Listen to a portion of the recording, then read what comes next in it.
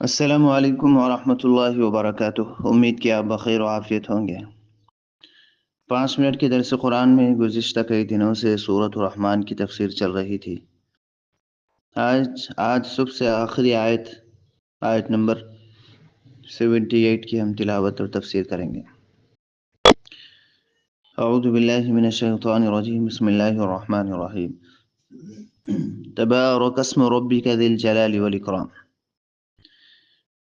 بڑا ہی برکت نام ہے اس ذات کا جو بڑی عظمت والی اور بڑی قدرت والی ذات ہے۔ بڑا ہی عظمت والا نام ہے۔ لفظ اللہ بہت ہی عظمت والا نام ہے، اسی وجہ سے اس کے نام سے کاموں کی شروعات کرنے کا حکم ہے۔ کوئی بھی کام کرنا ہے تو بسم اللہ الرحمن الرحیم سے اس کی شروعات کریں گے تو بابرکت ہوگا۔ اس کے نام میں ایک تاثیر ہے۔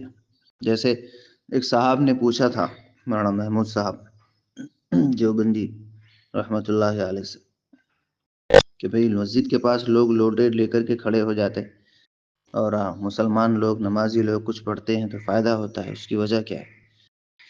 تو انہوں نے مثال دینے کے لیے کسی دوسرے موقع پر جب لوگ آپس میں گالی بک رہے تھے تو ایک گالی دینے والے نے جس کو گالی دیا وہ بھڑک اٹھا تھا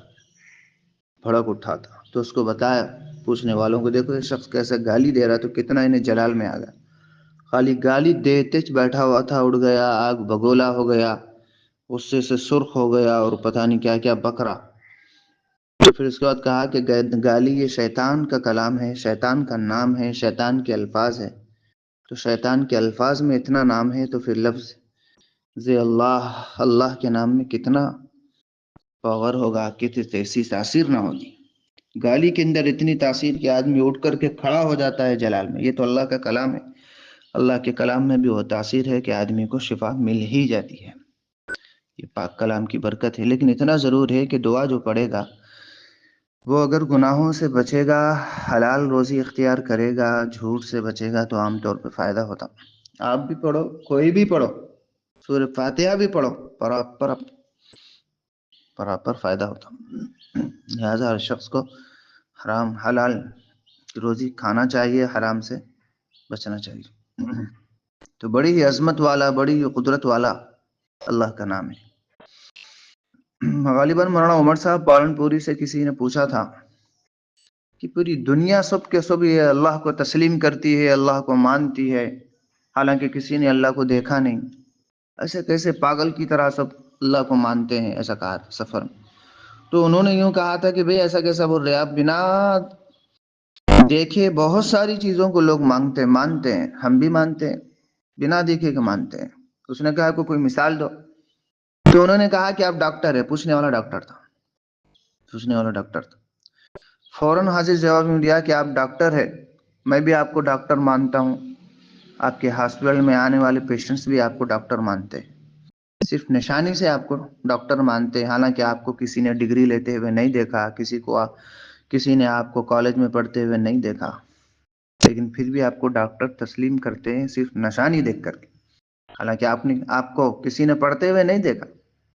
بالکل اسی طرح ہم بھی اللہ کو بہت ساری نشانیوں سے تسلیم کرتے ہیں، ہم نہیں دیکھے اللہ کو، لیکن اللہ کی قدرت سے، اس کی نشانیوں سے تسلیم کرتے ہیں۔